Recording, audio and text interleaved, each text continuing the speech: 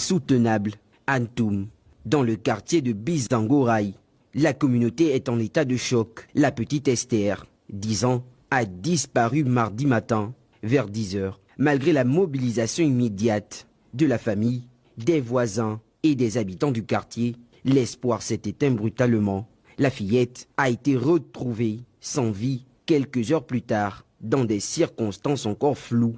Le lieu de la découverte est devenu un point de recueillement, mais aussi de colère et d'incompréhension. C'est maintenant ceux du bas, quand ils entrent plutôt. C'est là où ils constatent que non, l'enfant était allongé sur un pagne blanc. C'est là où le grand prend l'enfant. Il a constaté que l'enfant était inconscient. Donc quand il appelle l'enfant par son nom, quand il retourne, l'enfant a réagi. Donc ça veut dire que l'enfant, on peut dire encore que l'enfant était encore vivant.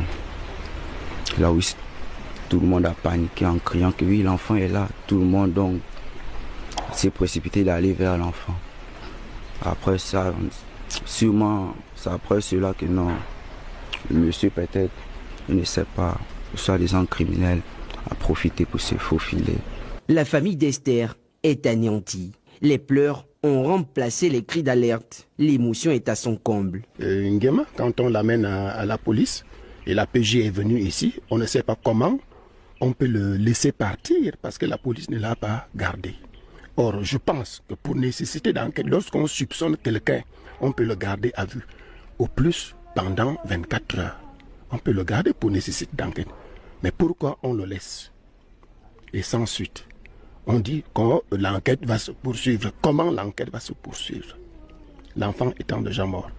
Or, les bouches du quartier et les voisins, les voisines disent que ce Nguema-là, avant-hier, on le voit toujours traîner au quartier avec un sac de riz vide. Face à cette tragédie, la mère d'Esther, dévastée, n'a qu'un seul mot à la bouche: justice. Il a tué mon enfant. Oh, ça me fait un malade à payer pour la mort de mon enfant.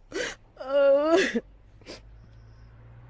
Selon certaines sources, un suspect aurait été identifié par la foule. Mais pour l'heure, les autorités restent prudentes. Une enquête est en cours pour faire toute la lumière sur ce crime odieux. En attendant, les cœurs saignent, les voix s'élèvent et une question revient.